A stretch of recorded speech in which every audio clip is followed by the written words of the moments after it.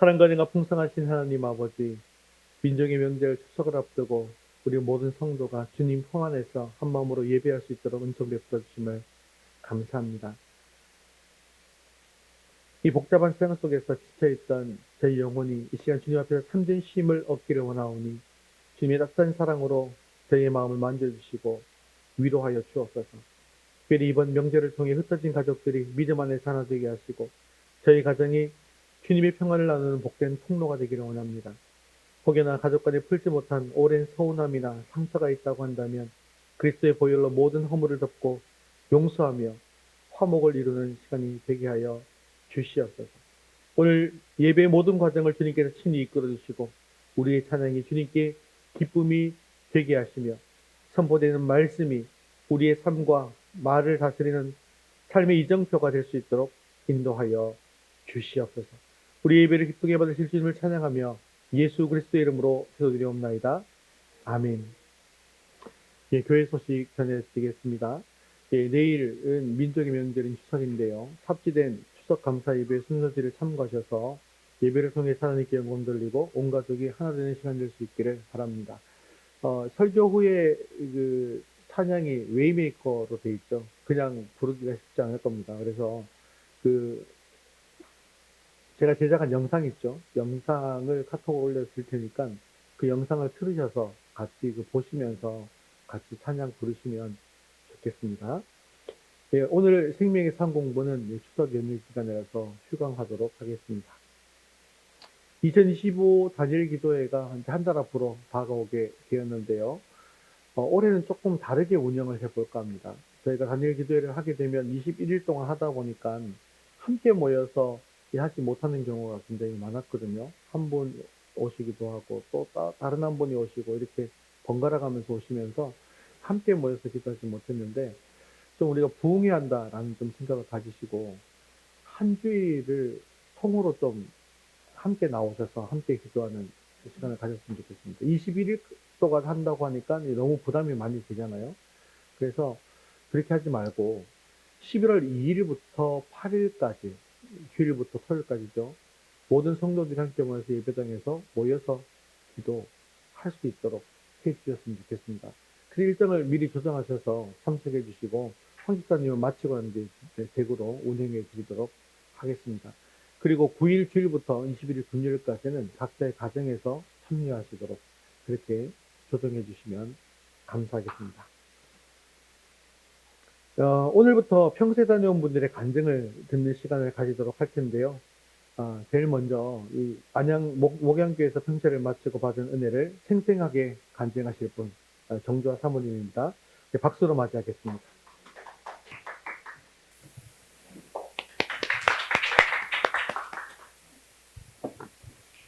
안녕하세요. 정주아입니다. 안양 목양교회 평신도 세미나를 다녀온 간증을 성도님들과 나누고 싶습니다.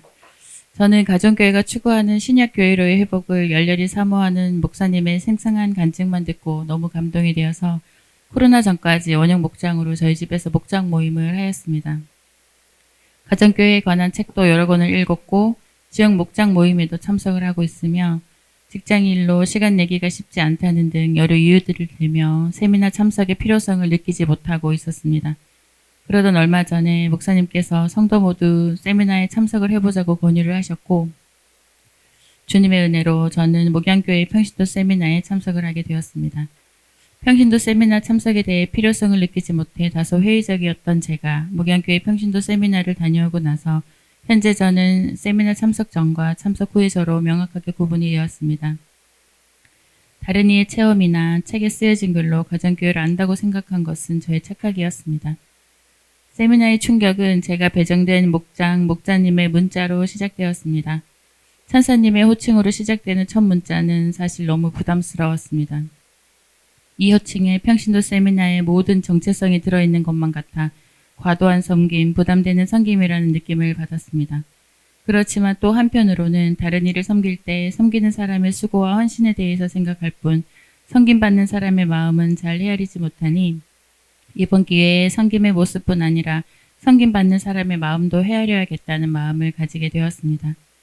또한 목자님은 목양교회에서 월요기도회 21일 릴레이 금식 기도를 하며 합심하여 기도로 준비하고 있다는 소식을 전하시며 세미나 참석 시 교통편은 무엇인지, 음식 알러지는 없는지, 주일 아침 메뉴로는 어떤 것을 원하는지 세심하게 물었습니다. 저희는 목사님께서 운행을 해주셨기 때문에 목양교회 앞까지 교회차로 갔지만 버스를 타고 오시는 분들을 위해서는 버스 정류장으로, 기차를 타고 오시는 분들을 위해서는 기차역으로 마중을 간다고 하였습니다. 교회당 안에서 세미나 행사 준비만을 하는 것이 아니라 악한 세력의 방해를 막기 위해 금식하며 기도하고 참석자들이 어떻게 하면 몸도 마음도 편안히 지낼 수 있을까를 파악하고 대중교통을 이용하는 분들의 편의를 위해 직접 정류장이나 기차역으로 마중까지 가는 세심한 섬김의 모습을 보았습니다. 비가 보슬보슬 오는 첫날 여유있게 목양교회에 도착을 하였습니다. 교회 앞에서 많은 분들이 대기하고 계시다가 저희를 맞아주셨습니다. 가방을 들어주시고 우산을 씌워주시고 환한 얼굴로 환영해 주셨습니다. 맛있는 점심 식사를 하고 바로 목양교회 목사님의 강의가 시작되었습니다. 신약교회로의 회복이라는 가정교회의 가치, 세축과 내기 등등 기초부터 하나하나 설명해 주셨습니다. 영혼 구원하여 제자를 삼는 것이 가정교회의 궁극적인 존재 목적임을 다시금 확인하였습니다. 강의 중 예시로 한 가정교회에서는 VIP가 없는, 세례받지 않은 성도가 없는 교회는 교회가 아니다, 예배당이라며 교회 간판을 잘라버렸다는 예화를 소개해 주셨습니다. 그 말씀을 들으며 충격을 받았고 우리 위더스 교회를 생각하게 되었습니다. 우리는 모든 성도가 세례교인이니까요. 그동안 목사님을 통해 다섯의 VIP를 정하고 기도하고 섬겼으나 보다 더 적극적으로 우선순위에 두고 섬기지는 못했음을 깨닫게 되었습니다.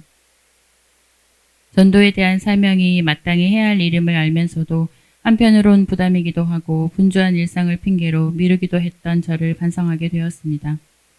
또한 목양교회가 예수교 장로회 합동 측 전통교회에서 가정교회로의 전환이 어찌 쉬웠을까요마는 여러 번의 어려움을 딛고 가정교회가 정착되고 성도들이 장로나 권사의 직함보다 목자 목녀의 직함을 더 자랑스러워하는 것과 목원들이 각자의 자리에서 작은 섬김 하나 이상을 섬기며 함께 교회의 구성원이 되는 것을 기뻐하는 현재의 모습까지 그동안의 과정을 생생하게 들려주셨습니다.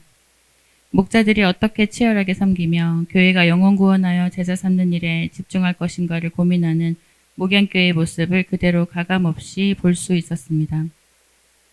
서로 의견이 다른 일에 대해서는 이 일이 영혼 구원하여 제자 삼는 일에 도움이 되는 일인가를 되묻고 결정하였다고 합니다.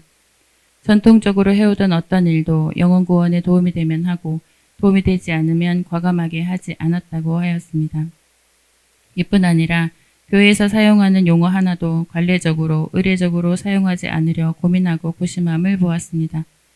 가정교회는 과거에 완성되어 그대로 답습해 가는 것이 아니라 현재에도 영혼 구원에 초점을 맞추며 더 주님이 원하시는 교회로 변화하려고 애쓰고 있음을 강의를 통해 배웠습니다. 목양교회가 현재 이러한 자리매김을 할 수 있었던 것은 당회의 결정, 성도들의 합심된 기도, 무엇보다 각 목장에서 목자 목녀들의 아낌없는 헌신을 통해 이루어질 수 있었습니다. 밀알이 땅에 떨어져 죽지 않으면 하늘 그대로 있지만 죽으면 많은 열매를 맺는다는 요한복음의 말씀이 각 목장의 목자 목녀의 섬김으로 보여지므로 목원 모두가 보고 배우는 현장이 되었다고 생각합니다. 한 목자님은 회사에서 해고당한 일을 목장 모임에서 담담히 나누시며 참석하신 목사님과 목원들을 당황하게 하셨다고 합니다. 다른 이에게 말하기 쉽지 않은 이야기도 목장은 밥상 공동체, 곧 식구이기에 나의 아픈 이야기도 속 깊은 이야기도 서로 나눌 수 있었습니다. 실제로 다른 회사에 채용이 될 수 있도록 힘을 써주거나 소개를 해줄 수도 없는데 꺼내기 힘든 이야기를 왜 하는 것일까요? 그건 이미 서로가 식구이고 가족이기에 서로를 위해 해줄 수 있는 것이 기도밖에 없다고 할지라도 그것이 또한 가장 강력한 힘이 됨을 알고 있기 때문이 아닐까요? 사랑하는 목원들의 강력한 합심 기도와 위로가 목자님에겐 큰 힘이 되었으리라 생각이 되었습니다.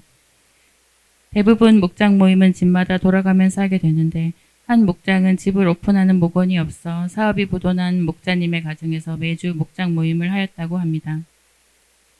한동안 목원 한 명만이 참석을 하여 목자 목녀님과 세 분이서 식사를 하고 나머지 목원들은 참석하는 그 한 명의 목원을 눈치 없다고 말하면서 식사 시간이 모두 끝난 뒤에 모임에만 참석을 하였다고 합니다.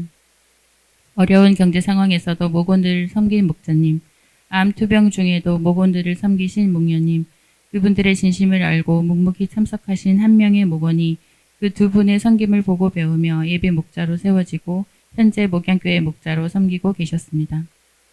그리고 그분이 바로 저의 담당이셨던 목자님이심을 나중에 알게 되었습니다. 목자 목녀님의 귀한 섬김이 누군가를 성공시키고 세우는 디딤돌이 되었던 것이라고 생각합니다. 세미나 기간 동안 매 시간은 굉장히 정확하게 지켜지고 운영이 되었습니다. 그것은 종료 5분 전과 시작 시간에 들리는 징소리 덕분이라고 느끼며 징소리가 좋은 시스템이라고 생각하였습니다. 간식을 먹다가도 5분 전 징소리가 들리면 누가 얘기하지 않아도 모두 일어나 강의실로 이동하였습니다. 징소리 안내가 유난스럽지 않고 5분 전에 알려주니 이것 또한 배려라고 생각이 되었습니다. 녹음을 해서 들려주는 소리겠거니라고 생각하고 있었는데 강의 시간에 목사님께서 이 징소리를 내기 위하여 세미나 기간 동안 연차 휴가를 내신 분이 있다고 하셨습니다.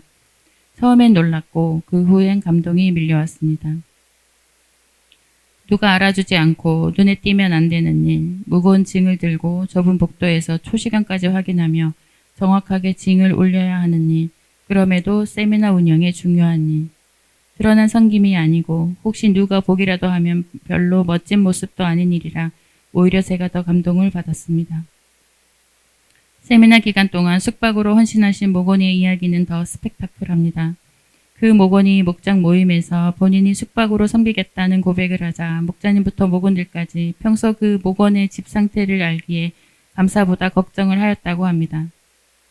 그럼에도 용기와 헌신의 마음으로 섬기겠다는 결단을 하였기에 목장 식구들이 시간 날 때마다 집을 청소하고 짐을 정리하며 큰 재활용 봉투 6개, 50리터 쓰레기 봉투 8개를 비웠습니다. 경비 아저씨가 이사를 가냐고 확인할 정도로 대대적인 집 정리를 하셨다고 합니다. 교회에서 제공해 주신 이불과 어울리는 매트와 베개를 고민하며 구입하고 어떤 용품이 좋을지 몰라 다양한 세면용품들을 준비하고 꽃과 매트로 환영의 마음을 표현하였습니다. 평소 목장 모임 때는 베란다를 절대 열지 못하게 하였다는데 저희를 섬겨주시기 위해 오픈하기 싫은 부분도 오픈해 주시고 퇴근 후 쉼을 누려야 할 시간에 집 정리를 하였음에도 힘들었음을 나누기보다 처음 이사한 집의 상태를 회복하였다며 환하게 웃었습니다. 그 목원의 섬김은 너무 솔직하여 사랑스러웠습니다. 이처럼 말씀드린 간증뿐 아니라 세미나 기간 동안 나눠주신 간증은 때론 감탄이 나오기도 했고 저도 모르게 눈물이 흐르기도 하였습니다. 주님께서 주시는 힘을 의지하지 않고는 감당할 수 없는 사역이기에 더욱 기도하며 VIP를 섬기고 세우는 일에 수고를 아끼지 않으시는 목자 목녀님 그리고 목원들의 헌신은 참으로 귀하고 아름다웠습니다. 저도 그분들처럼 묵묵히 목원들을 성도들을 섬겨야겠다는 결단을 다시금 하게 되었습니다. 주님 앞에 섰을 때 세상에서 무엇을 하다 주님 앞에 왔는지 당당하게 말씀드릴 수 있도록 분발해야겠다고 생각하였습니다. 둘째 날 목장을 탐방하였습니다. 서로를 위해 기도 제목을 나누고 기도할 뿐 아니라 섬기고 있는 VIP를 위해 아주 사소한 기도 제목까지 나누며 기도하는 모습이 인상적이었습니다. 목장 식구들만 먹고 나누며 행복한 시간을 보내는 것이 아니라 교회의 본질적인 부분을 회복하기 위해 영혼 구원을 위해 수고하고 애쓰며 VIP의 필요를 살피고 함께 협력하여 기도함을 보았습니다. 저도 우리 교회에서 목장 모임을 할 때 VIP에 대한 기도 제목을 더 구체적으로 나누며 나의 VIP뿐 아니라 다른 목원들의 VIP의 구체적인 기도 제목을 가지고 더욱 합심하여 기도를 해야겠다는 생각을 하였습니다. 잠깐 한 번 보거나 어쩌면 두어 번 봤을 뿐인데도 세미나 끝난 지금도 목장 식구들의 소탈하고 다정한 모습들이 눈에 선합니다. 교회는 다르지만 우리 모두 하늘 가족 공동체라서 그렇겠지요. 세미나를 통해 많이 보고 배우며 교회의 존재 목적, 본질에 대해 깊이 생각하게 되었습니다. 우리 교회는 비록 인원이 소수이지만 장차 평신도 세미나를 섬기는 꿈을 꾸어봅니다. 마지막으로 목양교회 계단에 가정교회에 대한 많은 문장들이 적혀 있었는데 그 중에서 가장 마음에 와닿았던 문장으로 저의 소감을 대신하고 싶습니다. 그 계단의 많은 문장들 속에서 제가 제일 감동했던 문장은 희생이 없는 사역은 취미생활입니다. 입니다. 들어주셔서 감사합니다.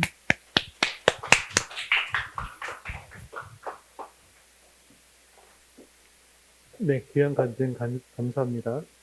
예, 원래 예배 시간에 이렇게 간증하는 것이 그 시작교 때부터 원래 있었던 일입니다. 이렇게 그래서 성도들 간에 서로 간증을 나누고 또 목회자를 통해서 말씀을 나누고 예, 이렇게 하는 것이 원래 하는 게 맞거든요. 그래서 우리가 가정교회는 거의 예배 가보시면 다 간증이 다 시간이 있다는 거. 여러분 이번에도 예배 참석하셔서 보셨을 텐데 우리들도 이제 평신도 세미나 마쳤기 때문에 순서대로 간증을 하도록 하겠습니다. 그리고 또 상공부 마치고도 간증의 시간이 있고요. 중간에 이제 좀 텀이 좀 있잖아요. 그래서 그 텀이 있는 동안에는 다른 교회의 분들의 간증을 우리가 대독하는 형식으로 그래서 여러분들에게 나눠드릴 거예요. 나눠드리면 그분이 된 심정으로 나오셔서 간증해 주시면 되겠습니다. 이렇게 해서 예배를 통하여서 우리가 하나님으로부터 받았던 그런 은혜들을 함께 나누고 또 간접 경험하고 또 그 은혜를 나눌 수 있는 여러분들 수 있기를 바랍니다. 자, 우리 함께 웨스터민스터 소유리 문답 제90문 함께 읽겠습니다. 하나님의 말씀을 어떻게 읽고 들어야 유효하게 구원을 얻을 수 있습니까? 하나님의 말씀이 구원을 얻게 하는 유효하려면 우리는 부지런함과 마음의 준비와 기도로 말씀을 주목해야 합니다. 그리고 믿음과 사랑으로 그 말씀을 받아 우리 마음에 간직하여 우리의 생활에서 실천해야 합니다.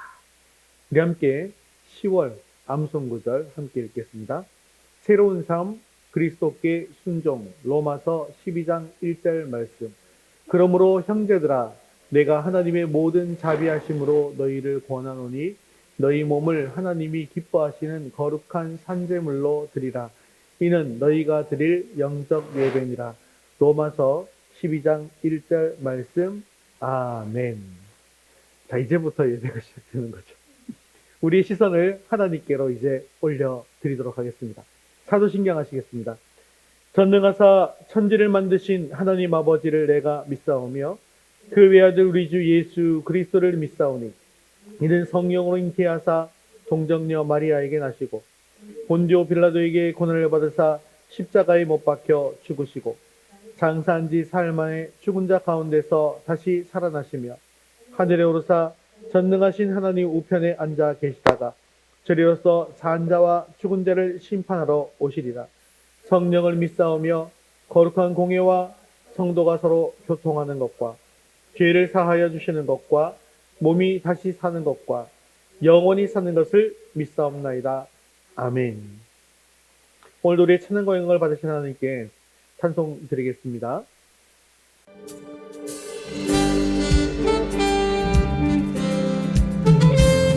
시간 박수로 주님을 찬양합니다.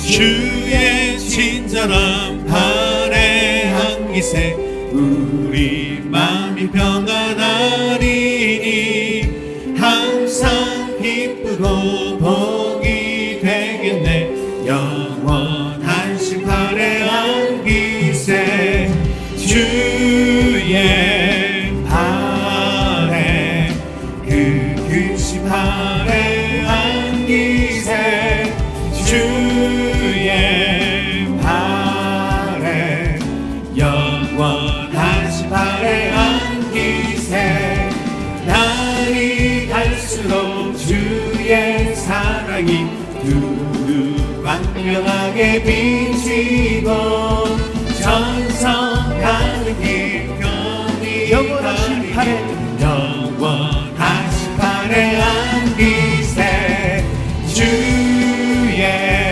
발에 그 심판에 안기세 주의 발에 영원한 심판에 안기세 주의 보좌로 나아갈 때에 기뻐 장미 소리 외치고 겁과 두려움 없어지 영원한 심판에 아멘 주의 발에 주의 발에 그 심판에 안기 주의 팔에 영원한 팔에 주님의 팔에 주의 팔에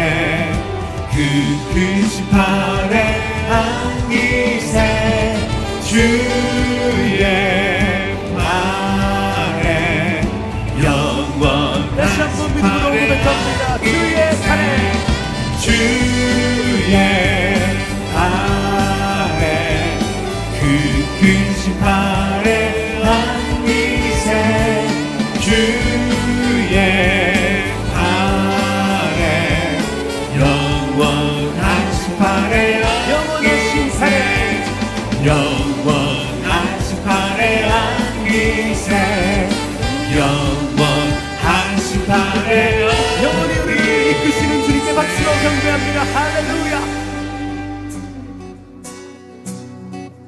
주님 뜻대로 살기로 했네 주님 뜻대로 살기로 했네 주님 뜻대로 살기로 했네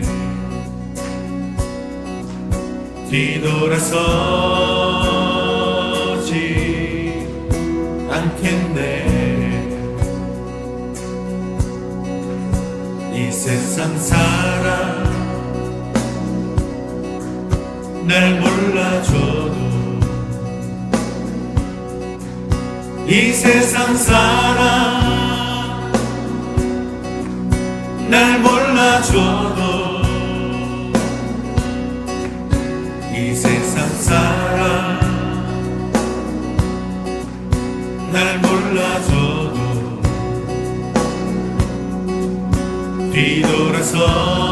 뒤돌아서지 않겠네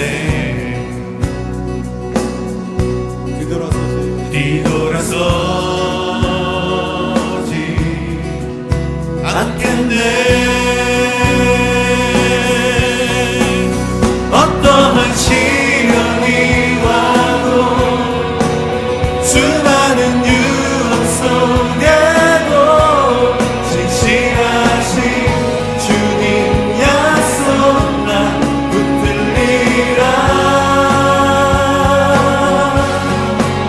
세상이 이해 못하고 우리를 조롱하여도 진실하신 주님 약속만 붙들리라 결코 돌아서지 않으리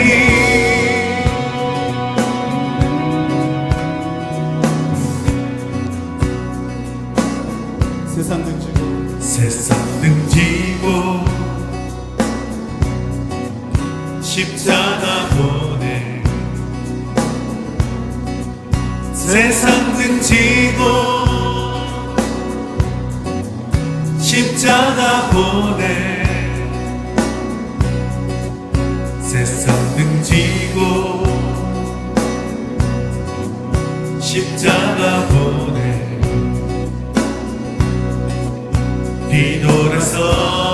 뒤돌아서지 않겠네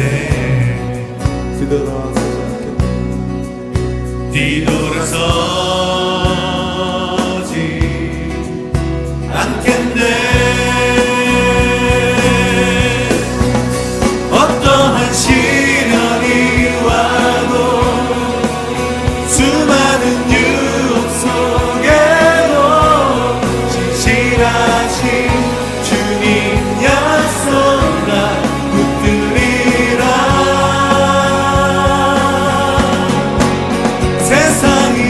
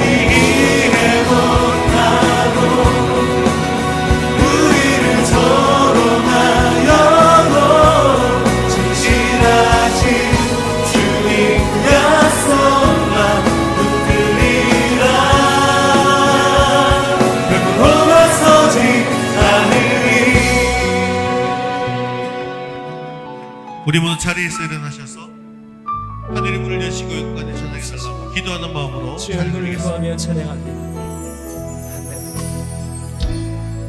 하늘의 문을 여소서 이곳을 주목하소서 주를 향한 찬양이 꺼지지 않으니 하늘을 열고 보소서 이곳에 임재하소서 주님을 기다립니다. 기도의 향기가 하늘에 나르니 우리 간절한 마음으로 찬양합니다. 주여 임재하여 주소서 이곳에 오셔서 이곳에 앉으소서 이곳에서 드리는 예배를 받으소서 주님의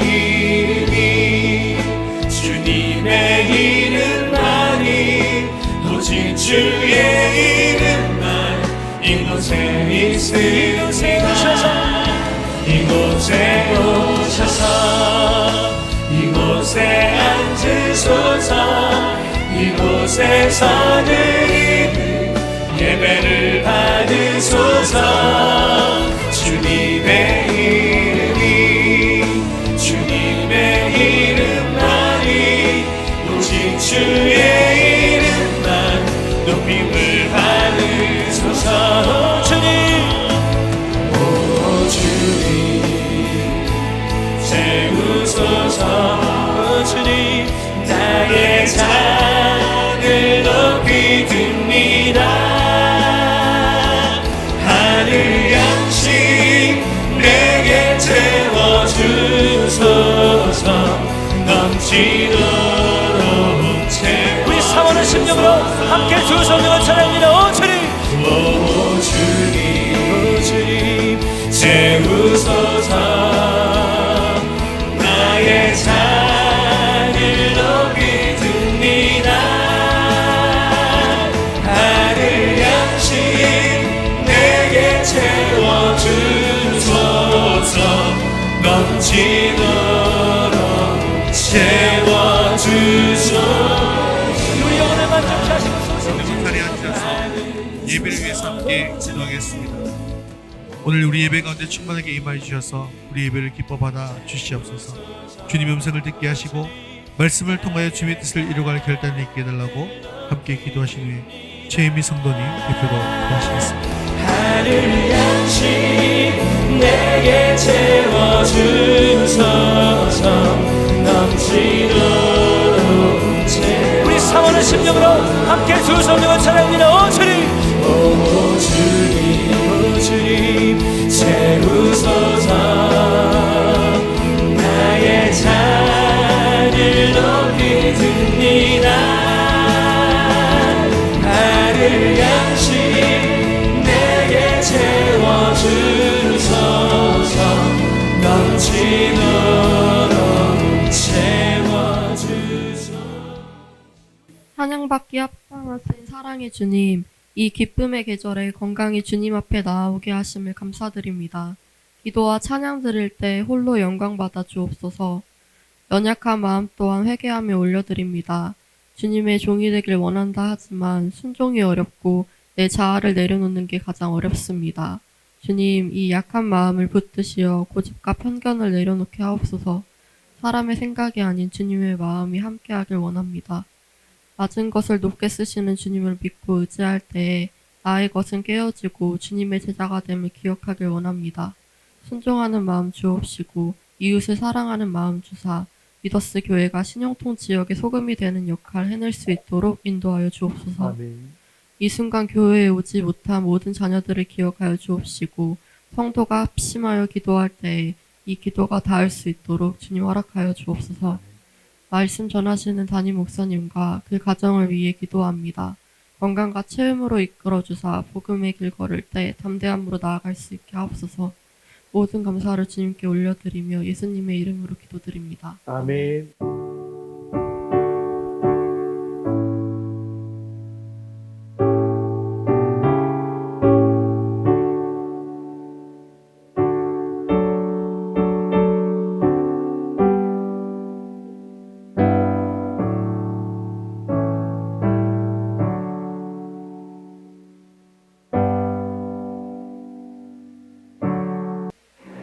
오늘 신하님 말씀은 고린도전서 16장 1절에서 12절까지 말씀입니다. 고린도전서 16장 1절에서 12절까지 말씀 신약성경 284면에 있습니다. 우리 한 목소리로 같이 읽겠습니다.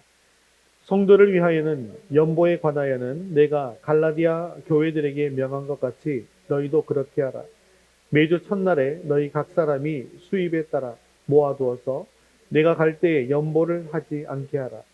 내가 이를 때에 너희가 인정한 사람에게 편지를 주어 너희의 은혜를 예루살렘으로 가지고 가게 하리니 만일 나도 가는 것이 합당하면 그들이 나와 함께 가리라.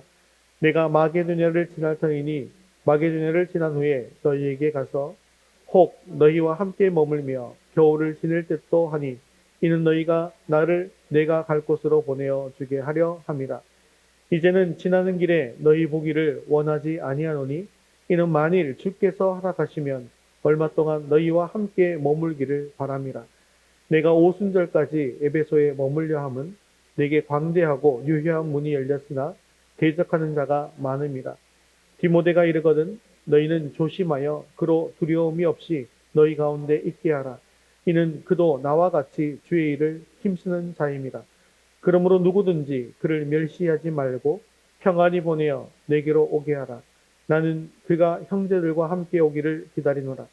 형제 아볼로에 대하여는 그에게 형제들과 함께 너희에게 가라고 내가 많이 권하였으되 지금은 갈 뜻이 전혀 없으나 기회가 있으면 가리라. 아멘. 네, 오늘 설교가 사실은 헌금에 관련된 설교 내용을 가지고 있거든요. 그래서 사실은 이 설교에 헌금을 주제로 하기가 참 쉽지 않지 않습니까? 그래서 잘 안 하게 되죠, 목사님들이. 그래서 이 헌금을 설교할 때는 꼭 그 교회가 헌금이 필요할 때 목사님 판단하기에 정말 해야 되겠다 할 때 그때 보통 하게 되어지는데 저희 알다시피 지금 제가 계획한 게 아니죠. 계획한 게 아니라 큐티 본문에 따라서 지금 가고 있는 그런 중이었습니다. 이렇게 해서 준비를 하고 있었고요. 그런데 지난 주일 이 열린문교회에서 예배를 마친 후에 제가 성도들을 다 모셔다 드리고 교회로 와서 이제 앉아 있는데요. 달러부터 연락이 왔습니다. 사실 좀 이 금액이 들어가니까 조금 조심스럽긴 하지만 그럼에도 불구하고 이게 하나님의 응답이라 생각하고 딸의 동의를 얻어서 여러분과 함께 나눕니다. 어떤 문자가 왔냐면 아빠 1,000만 원 헌금하고 싶다는 마음이 있었는데 오늘 설교 듣고 순종함요. 잘 사용해 주세요. 그리고 거의 10분 만에 바로 헌금 계좌로 헌금을 보내왔습니다.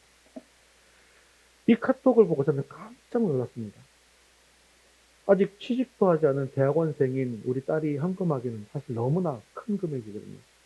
목사인 저도 물론 누적 금액으로 하면 헌금을 많이 했죠. 하지만 한 번에 사모인 우리 집사람도 이렇게 큰 금액을 헌금해 본 적이 없거든요. 하지만 딸이 이렇게 말했습니다. 하나님께서 저에게 이렇게 큰 금액을 맡겨주셨을 때에는 분명한 이유가 있을 것이고 하나님께 드릴 때 하나님께서 아름답게 사용하실 것을 믿는다라고 이야기했습니다. 누구라도 이렇게 큰 금액을 헌금하기에는 마음의 갈등이 많이 생기기 마련입니다. 하지만 우리가 지난 시간 생명의 삶을 통해서 배운 것처럼 하나님께서 일하실 때 사용하는 방식이 있죠. 그것은 바로 우리 마음속에 열망을 주시고 우리가 그 열망에 순종할 때 하나님께서는 역사를 일으키신다라는 것입니다.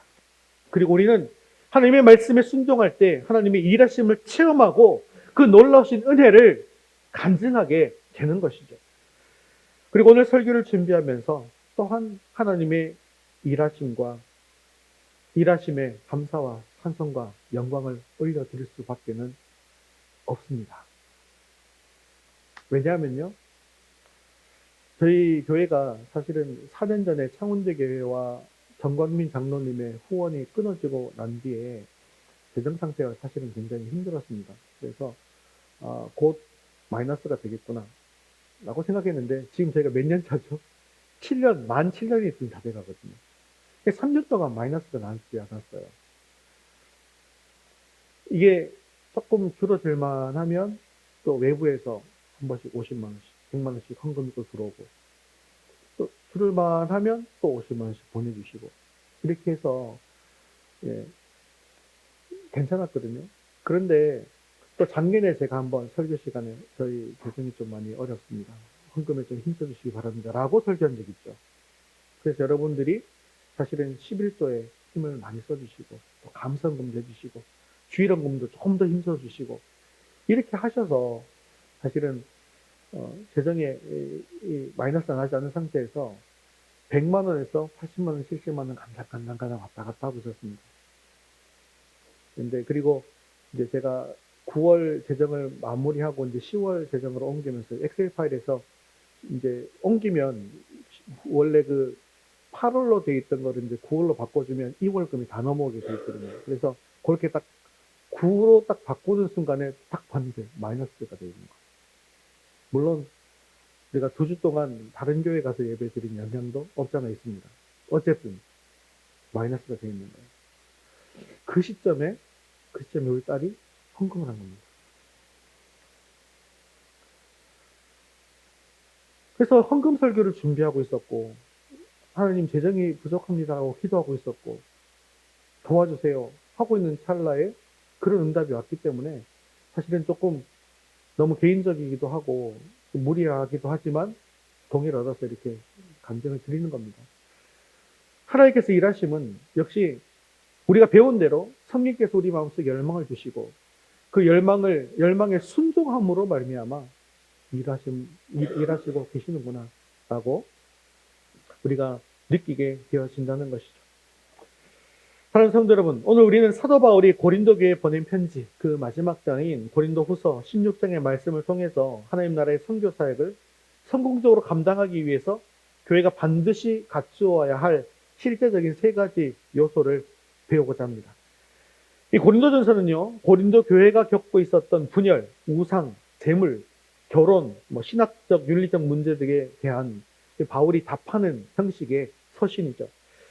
즉 고린도 교회가 겪었던 많은 어려움을 믿음 안에서 해결할 수 있도록 교훈으로 가득 채운 그런 성경입니다. 그리고 마지막 장은 이제 치유되고 회복된 교회가 하나님의 이 사역을 어떻게 아름답게 감당할 것인가를 가르쳐주는 실제적이고 소중한 그런 교훈들을 우리에게 주고 있다는 것이죠. 바울은 이 편지를 통해서 고린도 교회 성도들은 단순한 성도가 아니라 하나님 나라 사역의 소중한 동력자로 초청하고 있습니다. 마치 한 배를 탄 가족처럼 함께 힘을 모아 복음의 돛을 올리기를 간절히 바랬던 것이죠. 이 말씀은 오늘날 주의 몸된 교회가 어떤 시대에나 어떤 상황에서나 하나님의 선교를 이루기 위해 반드시 배워야 할 성공적인 사역의 교과서와도 같습니다. 오래전 어느 작은 마을에 강물이 범람해서 많은 수재민이 발생했습니다. 정부나 단체의 손길이 닿기 어려운 이걸 외딴 지역이었습니다. 이 소식을 들은 이웃 마을 교인들이 수재민들을 돕기 위해서 나섰는데요. 어떤 분은 달려가서 자기가 힘든 노동을 하겠다고 하면서 자신의 시간과 몸을 바쳤습니다. 또 어떤 사람은 당장 필요한 물품을 살 수 있도록 작은 재정을 모았습니다. 그리고 가장 중요한 것은 그를 돕기 위해 기꺼이 손을 잡아줄 따뜻한 마음을 가진 사람들이 모였다라는 것이죠. 이처럼 이웃을 섬기는 아름다운 사역은 헌신하는 마음, 즉 사람이 필요하고요. 함께하는 시간이 필요하고요. 그리고 살아기 담긴 물질, 재정이 이 3가지가 조화롭게 어우러질 때 비로소 상처 입은 이웃을 위로하고 생명을 살리는 귀한 기적을 만들어낼 수 있게 되었다는 것이죠. 마찬가지로 하나님의 선교 사역, 하나님의 사역도 마찬가지입니다.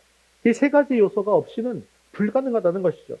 이 3가지는 바로 재정, 즉 헌금이고요. 시간, 그리고 사람, 동력자입니다. 이 세 가지는 교회가 하나님 나라를 위해서 동원해야 할 가장 중요한 자원들이 되는 것입니다. 사랑하는 성도 여러분, 우리 위더스 교회가 이 시대에 주님의 사랑을 흘려보내는 통로가 되기 위해서 우리가 가진 이 세 가지 소중한 자원을 어떻게 사용해야 할지 바울의 따뜻한 권면을 통해서 깊이 묵상해 보기를 바랍니다. 그리고 우리가 이 길을 함께 걸어갈 수 있게 되어지기를 주님의 이름으로 축원합니다. 우리 첫 번째 같이 읽겠습니다. 기쁨과 은혜로 드리는 사랑의 나눔 헌금. 네, 오늘 빈칸이 좀 많죠. 빈칸 채워넣기 하라고 빈칸을 좀 많이 두었습니다. 고린도서 16장 1절에서 4절까지의 말씀은 선교사에게를 위한 실제적인 재정, 즉 헌금 동원의 원리를 이야기하고 있습니다. 당시 바울은 예루살렘 주변의 기근으로 어려움을 겪고 있는 성도들 돕기 위해서 고린도 교회에 구제헌금을 호소하게 되었는데요.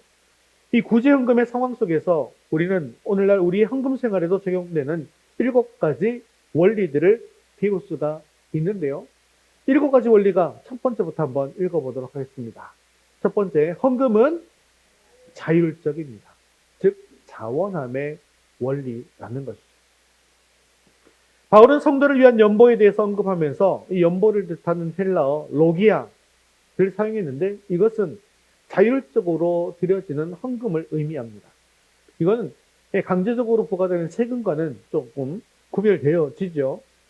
하나님께서는 억지로 내는 헌금을 결코 기뻐하시지 않는다는 것입니다. 그것이 아무리 양이 많아도 억지로 내면 기뻐하시지 않는다는 거예요. 헌금은 액수가 많고 적음을 떠나서 기쁜 마음으로 자원하여 드려져야 되고 헌금의 진정한 목적을 이해하고 드리는 자율성이 최우선 되어지는 원리다라는 것을 기억하십시오. 자, 두 번째 원리는 뭘까요? 두 번째 같이 읽겠습니다. 헌금은 의무적입니다. 마땅함의 원리죠. 헌금은 자율성이 먼저 전제됩니다. 하지만 동시에 마땅한 성도의 의무라고 하는 차원이 있다는 사실도 기억해야 한다는 것입니다. 1절에서 바울은 명한 것 같이 너희도 그렇게 하라 라고 명령하고 있지 않습니까? 그렇기 때문에 헌금은 그리스도인에게 있어서 해도 되고 안 해도 되는 선택사항이 아니라는 것입니다. 그것은 하나님으로부터 받은 구원의 은혜에 대한 마땅한 응답이고 주의 백성으로서 마땅히 행해야 할 또 의무이라는 것이죠. 자원하는 마음 없이 물론 의무만 행하게 되어지면 차가운 행위가 됩니다. 하지만 자원함과 이 의무감이 겸비하게 되어질 때 진정한 헌신이 되어진다는 것이죠. 헌금의 세 번째 차원 한번 읽어보도록 하겠습니다. 헌금은 규칙적입니다. 지속성의 원리이죠. 2절에 보니까 매주일 첫날에 모아두어서라고 명시합니다. 초대교회 성도들이 모여 예배드렸던 매주일 안식 후 첫날에 헌금을 모아두라고 하는 거예요. 무엇입니까? 헌금을 미리 준비하고 규칙적으로 해야 한다라는 것을 이야기하는 것이죠. 즉 헌금은 특별한 때만 하는 것이 아니라 매주 우리의 신앙생활의 소중한 습관이 되도록 권면하고 있다는 것입니다. 그리고 규칙적인 헌금은 곧 하나님을 향한 규칙적인 헌신의 표현이기도 한 것입니다. 우리의 신앙이 일시적인 감정에 그치지 않고 일상생활 속에서 늘 주님과 동행하는 삶이 되기 위해서는 우리의 헌신 또한 규칙적이고 지속적이어야만 한다는 것입니다. 규칙적인 헌금은 곧 우리가 매주 우리의 삶과 소유를 주님 앞에 내려놓는 신앙의 고백이 된다는 것이죠. 그러면 네 번째 헌금의 원리가 무엇일까요? 헌금은 비례적입니다. 수입 비례에 원리는 것이죠. 또 2절은 수입에 따라 모아두어서라고 가르치고 있죠. 즉 많이 얻으면 많이 드리고 적게 얻으면 적게 드리는 하나님께서 축복하신 정도에 비례해서 드려야 한다는 원리입니다. 이것은 하나님께서 우리에게 허락하신 축복의 크기에 따라 감사한 마음으로 나누어야 함을 가르치는 것입니다. 축복의 그릇이 커지면 커질수록 주님께 돌려드릴 감사도 커져야 한다는 것이죠. 하지만 우리의 소득은 늘어나는데 헌금 액수가 늘어나지 않는다면 그것은 하나님께서 우리를 축복하신 사실을 온전히 인정하지 않는 태도입니다. 더 많이 드릴 수 있다는 것은 곧 더 많은 축복을 받았다는 증거이기 때문이죠.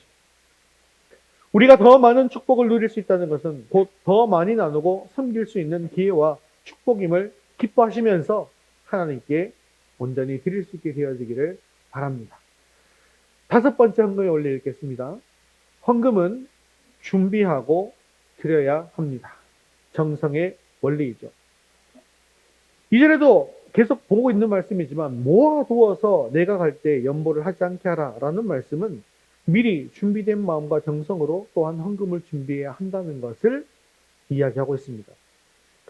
그런데 이 미리 준비하는 헌금이라는 것은요, 곧 하나님을 예배하는 태도와도 직결될 수 있습니다. 예배를 드릴 때 미리 마음을 정돈하고 준비하는 것처럼 헌금도 역시 정성을 다해서 준비하는 것이 필요한다는 것이죠. 준비된 헌금은요, 하나님께 드리는 우리의 마음과 태도가 얼마나 진실한가 이것도 보여주는 척도가 된다는 것입니다. 6번째 헌금의 원리도 읽겠습니다. 헌금은 은혜의 응답으로 드려야 합니다. 보답의 원리입니다. 3절에서 바울은 헌금을 너희의 은혜를 예루살렘으로 가지고 가게 하라고 표현하면서 헌금에 대해서 너희의 은혜다라고 이야기하였죠. 이것은 우리가 구원받은 것 자체가 값없이 받은 하나님의 은혜이기 때문에 헌금은 그 은혜에 대한 감격스러운 보답이라는 뜻입니다. 그리고 이 헌금은요, 곧 은혜의 전달 매체가 된다는 것입니다. 우리는 자격 없는 자들에게 베풀어 주신 하나님의 구원과 사랑의 은혜를 입은 사랑의 빚진 자입니다.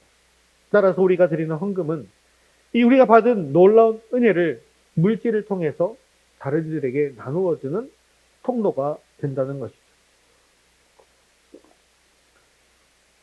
자, 7번째 헌금의 원리 읽겠습니다. 헌금은 그리스도인의 교제를 위한 것입니다. 코이노니아의 원리이죠. 이 코이노니아라는 것은 교제라는 뜻인데요. 즉 헌금은 진정한 교제와 나눔의 통로가 되는 것입니다. 여기서 교제라고 하는 것은 단순한 친목을 넘어서서 삶 전체의 나눔과 참여를 의미하는 것인데요. 고린도 교회가 이 예루살렘 교회를 헌금으로 도왔을 때 이들은 물질을 넘어서서 사랑과 마음으로 연결되게 되었다는 것입니다. 이처럼 헌금은 지상의 모든 성도들을 연결하고 우리가 모르는 이웃의 삶에 참여해서 진정한 사랑을 나누는 성도의 아름다운 연합, 즉 코이노니아를 이루게 한다는 것이죠. 사실 우리가 튀르키예의 선교지에 헌금으로 조금씩 돕고 있습니다. 우리가 거기 가보지 않았잖아요. 그렇지만 연결되어 있다는 것입니다. 그렇죠? 교회는 연결되어져 있는 것입니다. 또 우리가 어불도 소망교회 예배용 TV가 없어서 우리가 조금이나마 지원을 했죠. 중고 TV라도 사시라고. 연결되어 있는 것입니다. 교회들마다 이렇게 연결되어 있기 때문에 우리가 물질로 돕는 것처럼 보이지만 우리의 마음이 전달되고 우리의 기도가 전달되고 하나로 연결되어서 친밀하게 코이노니아가 되어진다는 것을 이야기하고 있는 것이죠. 고린도 교회의 헌금이 어려움을 겪는 예루살렘 교회 성도들과의 마음을 연결시켜 준 것처럼 이렇게 우리의 헌금은 우리가 보지 못하는 곳에 있는 이웃들과 우리를 사랑으로 묶어 준다는 것입니다. 사랑하는 성도 여러분, 헌금을 통해 삶을 나누고 사랑을 전하는 아름다운 성도의 연합을 이루는 저와 여러분 되시기를 주님의 이름으로 축원합니다. 이 간증은 사실 나중에 하려고 했는데 지금 미리 좀 하겠습니다. 왜냐하면 교회가 연결되어 있다는 사실은 참 놀라운 일이거든요. 왜냐하면 우리 실수가 헌금을 하고 난 뒤에 이 헌금을 이제 사실 좀 양이 좀 많기 때문에 어떻게 써야 될까라고 했을 때 사실 우리 교회에서 지금 좀 급박한 게 뭐냐면 이번에 운행하면서 우리 저희 차를 타보셨죠. 차가 막 무슨 경운기 굴러간 소리가 막 더덕더덕 나잖아요. 그래서 차를 고쳐야 되는 사실 차 고칠 돈이 없었어요. 네, 차 고칠 돈이 없었고 그래서 뭐 차를 수리를 이제 이걸로 할 수 있을까? 또는 중고차를 또 구입을 해야 될까? 라는 뭐 이런 생각을 하고 있었어요. 또 다른 교회를 또 도울 수 있는 길은 없을까? 뭐 이런 것들도 생각하고 있는 중이었어요. 그런데 지난 수요일에 아침에 전화가 한 통이 왔습니다. 제가 개척하고 초반에 한번 연락이 오셨고요. 그리고 그 뒤로는 연락이 없었습니다. 없었던 분입니다. 성함을 말씀드려도 여러분은 모르는 분입니다. 왜냐하면 제가 세구족부를 섬길 때 섬겼던 분이거든요. 그래서 그 연락이 와서 이제 뭐 안부를 이렇게 묻고 난 뒤에 저한테 이제 이렇게 말씀하시는 거예요. 이번에 제가 대전에 있는 대학교에 시각연수로 나가게 되었습니다. 그래서 월급을 받게 되었는데요. 제가 첫 월급은 꼭 하나님께 다 드리고 싶다는 마음이 예전부터 있었고, 그리고 이제 월급을 받고 난 뒤에 하나님 어느 교회에 헌금을 해야 될까요? 사실 차군대교회 다니니까 차군대교회 드리면 그냥 편안할 것 같은데, 그 성도님은 하나님께서 원하시는 교회에 헌금을 하고 싶은 마음을 달라고 기도를 한 거예요. 사실 그분은 창원대교회 성도잖아요. 그런데 전화해서 목사님, 첫 월급이라 얼마 많이 되진 않지만 제 첫 월급 전체를 위더스 교회 헌금으로 드리겠습니다. 라고 말씀하시는 거예요. 정말 하나님의 일하심이 놀랍지 않습니까? 수요일이었으니까 그날이 10월 1일이었죠. 출근해서 재령 정리하기 직전이었어요. 그때까지만 해도 마이너스인지 몰랐습니다.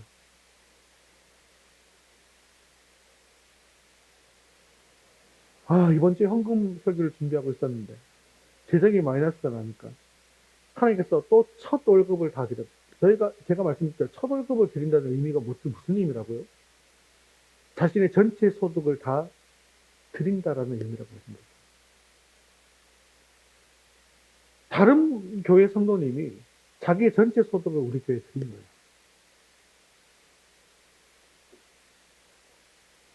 이걸 보면서 교회가 연결되어 있다, 안 있다? 교회가 연결되어 있다.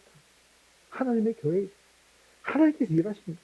하나님께서 열망을 주시고 그 열망을 주신 것에 순종하게 하신다. 라는 것을 교회 상황도 지금 딱 이런 상황 속에서 이런 귀한 간증도 할 수 있도록 이렇게 하나님께서 베풀어 주시고 실질적으로 재정도 부어주시고 이렇게 여러분들에게 마음껏 설교할 수 있도록 여러분 헌금하세요! 라고 이렇게 마음껏 설교할 수 있도록 만들어 주시잖아요. 그래서 사실은 그분과 우리가 연결되어 있다는 것이 또 교회가 연결되어 있다는 것이 이렇게 우리가 증명되어지는 하나님의 말씀이 그대로 이루어지고 있다는 사실을 우리는 확인할 수 있게 되었습니다.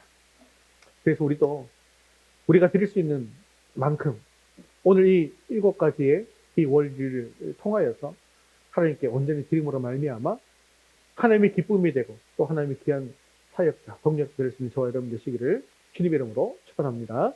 우리 두 번째 같이 읽겠습니다. 지혜롭게 계획하고 오늘에 충실히 사는 지혜, 시간이죠. 선교사역의 두 번째 귀한 자원은 우리에게 허락된 시간입니다. 우리 인생은 길지 않기 때문에 남은 시간을 어떻게 지혜롭게 사용할 것인가, 이것이 매우 중요한 것입니다. 에베소서 5장 16절에서 바울은 세월을 아끼라, 때가 악하니라 라고 권면했습니다. 여기서 아끼라는 말은 값을 지불하고 원상태로 회복시킨다라는 뜻의 구속을 의미하는 것이죠. 즉 짧은 인생을 효과적으로 살고 아름다운 자취를 남기기 위해서 시간을 대가로 지불하듯이 계획하고 관리해야 함을 강조하고 있는 것입니다. 우리는 바울의 고린도 방문 계획을 통해서 우리는 시간 선용의 4가지 중요한 원리를 배울 수가 있는데요. 첫 번째 원리가 무엇인지 읽겠습니다. 우리의 삶에 계획이 있어야 합니다. 바울은 내가 마게도냐를 지날 터이니 혹 너희와 함께 머물며 겨울을 지낼 듯도 하니 라고 4절 6절에서 자신의 여행 일정과 계획을 분명하게 밝힙니다. 비록 7절에 그 계획이 수정되긴 하지만 시간을 효과적으로 쓰기 위해서는 먼저 구체적인 계획을 세우는 것이 필요하다는 것입니다. 계획을 세우면 시간을 무질서하게 흘려보내는 대신 가장 의미 있는 일에 집중할 수 있도록 도와주는 소중한 도구가 된다는 것이죠. 하나님 우리가 지혜롭게 계획할 때 축복하시고 또 계획할수록 우리는 더욱더 효과적으로 시간을 사용할 수 있습니다. 자, 두 번째 원리 한번 읽겠습니다. 우리의 계획이 이웃에게 축복이 되도록 합시다. 바울은 고린도 교회에 잠시 지나가는 길에 잠깐 들리는 것이 아니라 얼마 동안 그들과 함께 머물기를 원했습니다. 즉 원래 계획은 고린도를 잠시 지나치려던 계획이었어요. 하지만 그것을 바꾸어서 성도들과 충분한 시간을 보내면서 진정한 교제와 도움이 되도록 일정을 조정한 것입니다. 이렇게 바울이 한 이유는 성도들과 뜻깊게 교제하면서 그들에게 실질적인 도움과 격려를 주기 위함이었다는 것이죠. 이것을 통해서 우리가 배울 수 있는 것은 우리가 시간을 사용할 때 나 자신만을 위해서만 시간을 사용하는 것이 아니라 나의 만남과 섬김이 이웃과 공동체의 진정한 축복과 격려가 될 수 있도록 우선순위를 정하는 지혜도 필요하다는 것입니다. 자, 시간을 사용하는 세 번째 원리도 읽겠습니다. 세 번째 원리, 모든 계획을 주님의 뜻에 겸손히 맡깁시다. 7절을 보면 이는 만일 주께서 허락하시면 얼마 동안 너희와 함께 머물기를 바람이라고 고백하고 있습니다.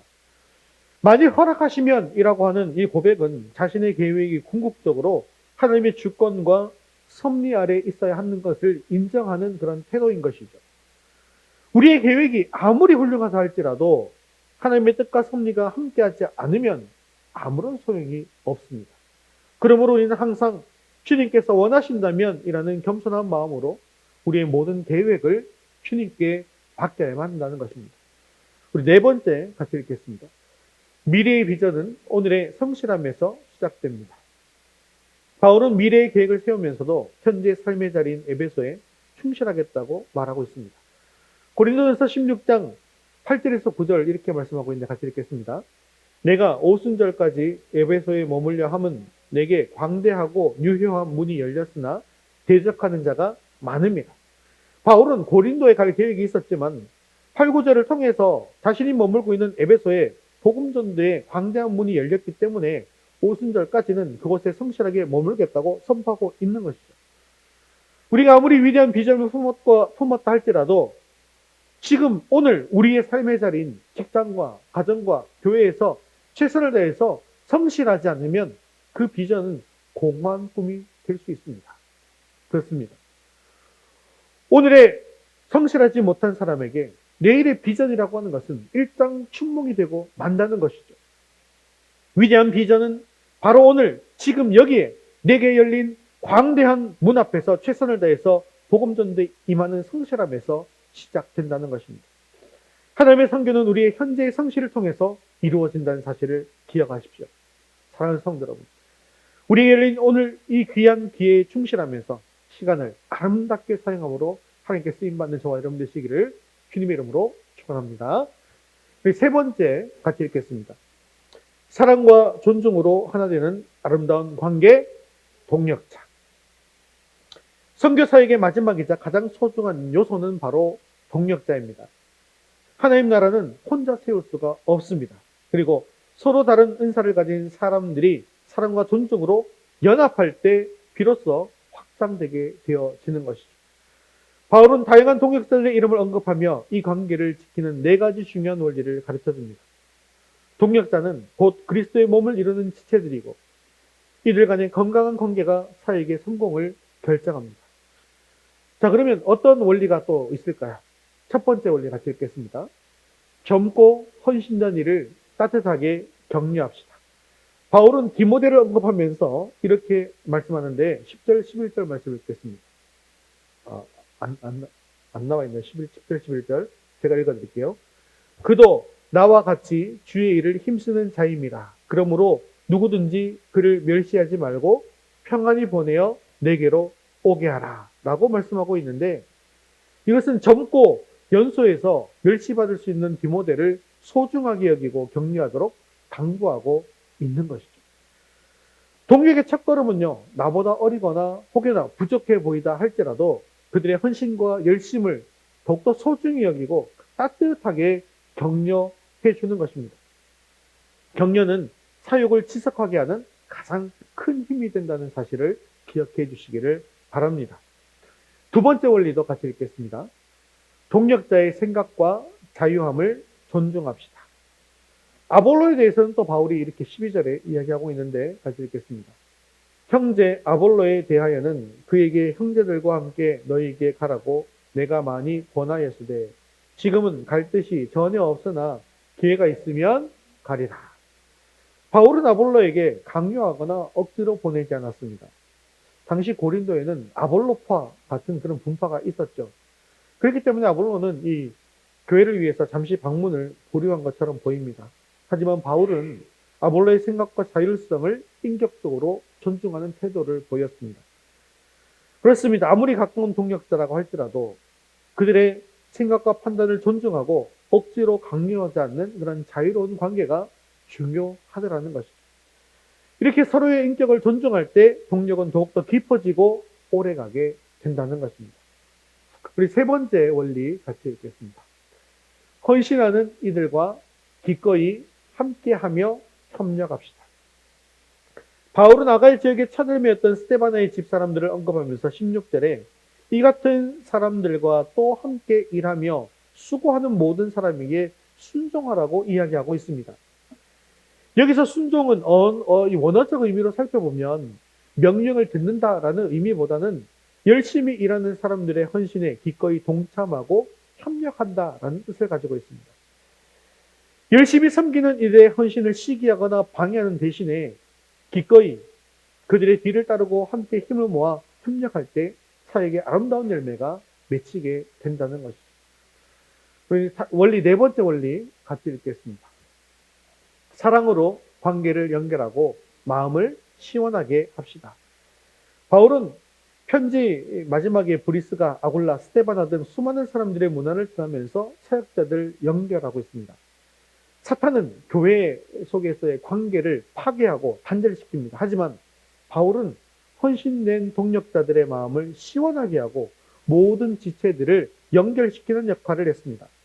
즉, 이 진정한 동력자라고 하는 것은 관계를 깨뜨리는 것이 아니라 사단의 방해에도 불구하고 서로의 마음을 연결하고 수고하는 이들을 알아주고 위로해서 마음을 시원하게 해주는 사람이라는 것이죠.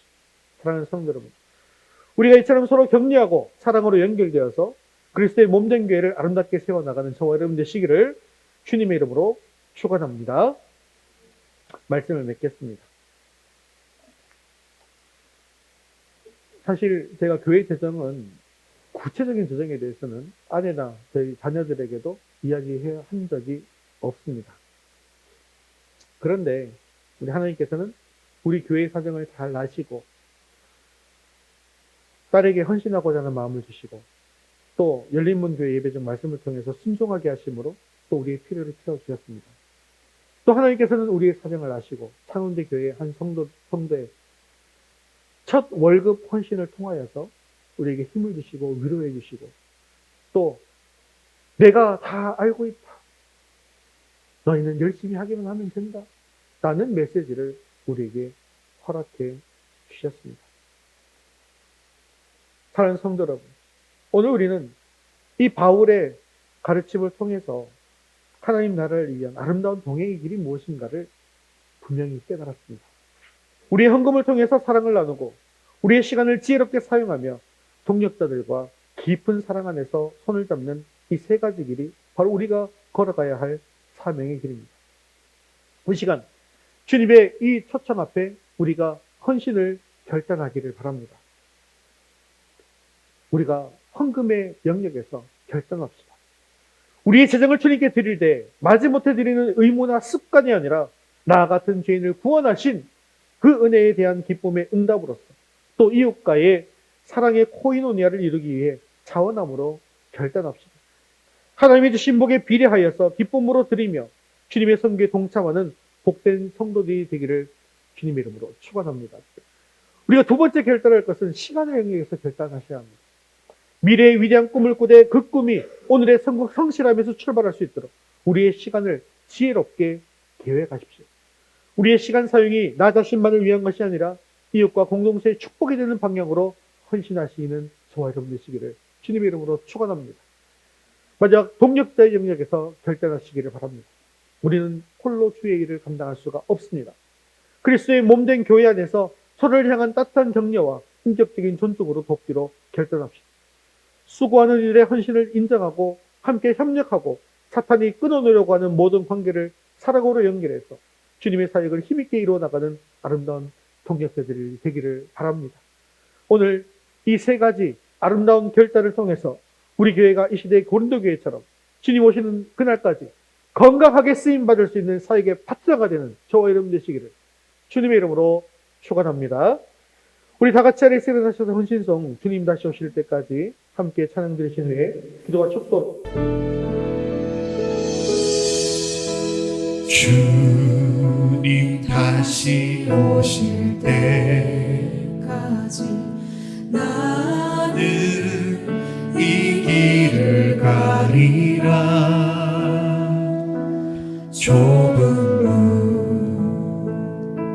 좁은 길 나의 십자가 지고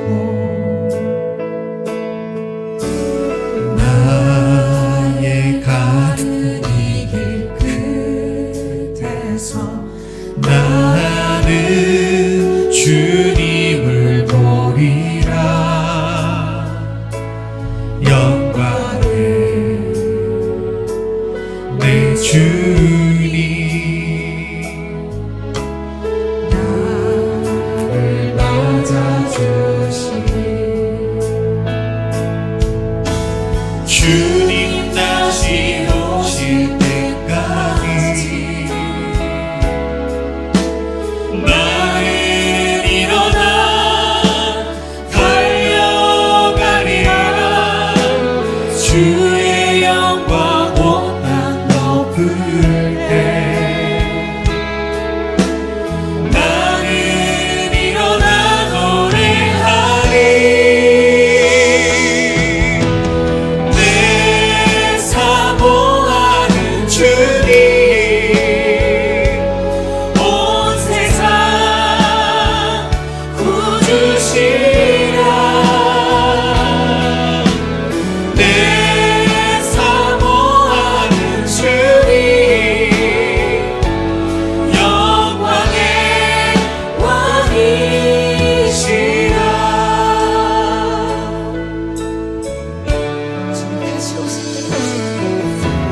주님 다시 오실 때까지 나는 이 길을 가리라. 좁은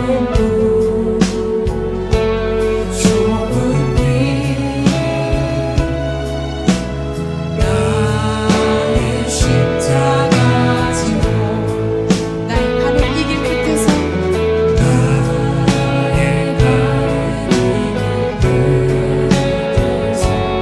나는 주님을 보리라. 영광의 내 주님 나를 맞아주시니. 주님 다시 오실 때까지 나는 일어나 달려가리라. 주의 영광 온 땅 덮을 때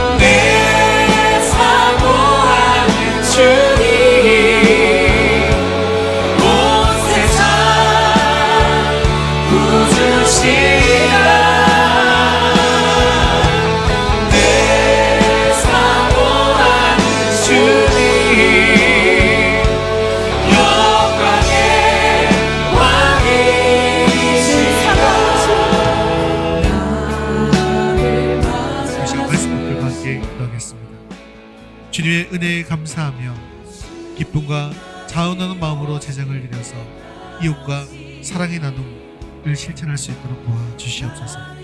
허락된 시간을 지혜롭게 계획하고 오늘의 삶에 성실하여서 우리의 시간이 이웃에게 축복이 되게 하옵소서. 모든 동력자를 사랑으로 격려하며 존중하고 서로 마음을 시원케 하는 사랑의 연결체가 되어서 주님의 사역에 협력하게 해달라고 이 시간 말씀 붙들과 함께 통성으로 기도하겠습니다. 사모하는 주님 온 세상 웃으시랴 내 사모하는 주님 영광의 왕이 내 사모하는 주님 내 사모하는 주님 온 세상 웃으시라 내 사모하는 주님 영광의 왕이 사랑과 내가 풍성하신 하나님 아버지, 오늘 저에게 소중한 말씀 주심을 감사드립니다. 또한 하나님의 나라의 사역을 함께 감당하는 아름다운 동행의 길을 가르쳐 주시니 감사합니다. 저희를 단순한 성도가 아니라 주님의 귀한 사역에 동참하는 소중한 동력자로 불러주심도 감사드립니다. 하지만 우리의 삶을 돌아볼 때 때로는 저희가 가진 재정을 기쁨으로 나누지 못하고 저에게 허락된 시간을 지혜롭게 사용하지 못했으며 함께 사역하는 동력자들을 사랑과 존중으로 대하지 못했음을 고백합니다. 주님, 용서하여 주시옵소서. 오늘 들은 말씀처럼 헌금을 드릴 때 기쁨으로 자원하게 드리게 하여 주시옵소서. 저희가 받은 구원의 은혜에 감사하며 물질을 통해 이웃과 사랑을 나누는 코이노니아가 이루어지게 하여 주옵소서. 계산적인 마음이 아니라 하나님이 주신 복에 비례하여서 풍성히 나누는 은혜를 허락하옵소서. 또한 시간의 영역에서 저에게 허락된 남은 시간을 지혜롭게 사용하게 하여 주시옵소서. 매일매일 삶 속에서 성실함을 잃지 않게 하시고 우리의 시간이 이웃에게 축복이 되고 주님의 영광을 드러내는 일에 집중되도록 우리의 발걸음을 인도하여 주시옵소서. 우리의 모든 계획을 주님의 섭리 가운데 겸손히 맡기는 믿음을 주옵소서. 또한 동력자로서 그리스도의 몸된 교회를 더욱더 사랑하게 하옵소서. 함께 사역하는 지체들을 따뜻하게 격려하고 그들의 헌신과 은사를 존중하며 서로 협력함으로 아름다운 연합을 이루게 하옵소서. 상처를 주는 자가 아니라 서로의 마음을 시원케 하는 사랑의 연결자가 되게 하여 주옵소서. 이 소중한 선교의 소중한 자원들을 주님의 영광을 위해서 온전히 동원하게 하셔서 우리 위더스교회가 주님의 마지막 이 선교 명령을 힘있게 감당하는 건강하고 아름다운 공동체가 되게 하여 주시옵소서. 감사를 드리며 우리와 늘 함께 하시고 복음의 능력을 이루시는 예수 그리스도의 이름으로 기도드리옵나이다. 아멘. 이제는 우리의 모든 소유와 시간을 주님의 영광을 위해서 기꺼이 드리기를 원하셨던 우리 주 예수 그리스도의 은혜와 우리를 사랑스러운 동력자로 부르시고 모든 계획과 사역을 주관하시는 하나님 아버지의 크신 사랑하심과 우리가 서로 사랑으로 격려하고 협력하며 복음 사역을 끝까지 성실함으로 감당하도록 하나 되게 하시는 성령님의 위로 교통하심이 오늘 말씀을 듣고 재정과 시간과 동력자들을 귀하게 여겨 주님의 사역에 헌신하기로 결단하는 우리 모든 성도들의 삶과 가정 위에 우리의 헌신을 통해 세워질 모든 교회와 선교지 위에 이제부터 영원까지 함께 있을지로다. 아멘.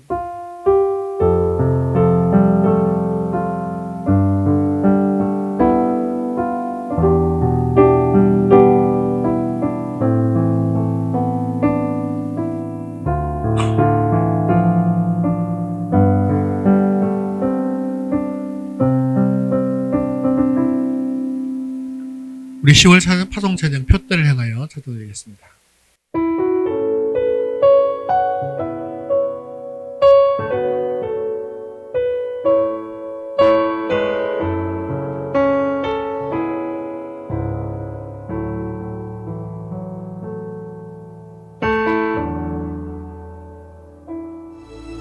내게 유익하던 것을 다 해로 여기네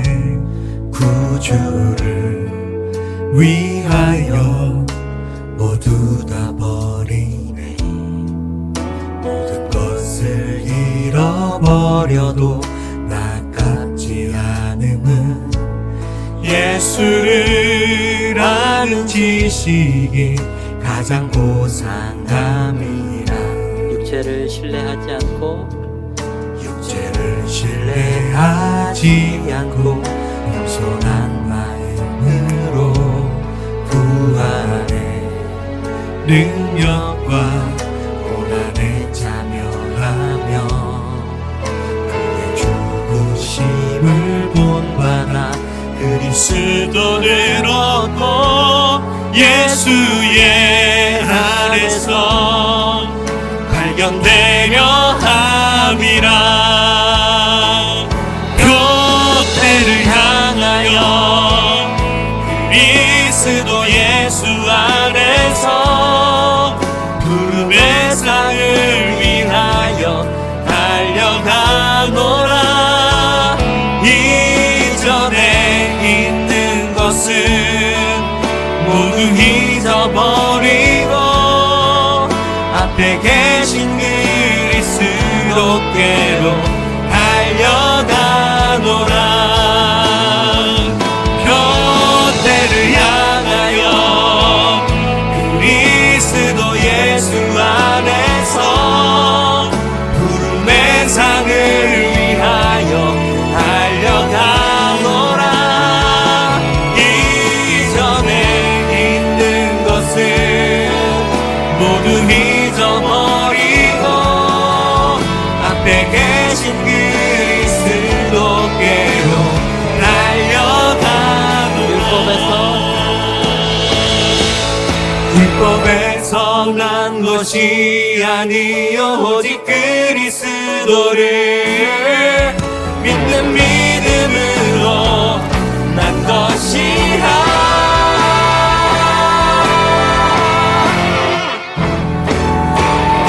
교태를 향하여 그리스도 예수 안에서 부름의 상을 위하여 달려가노라.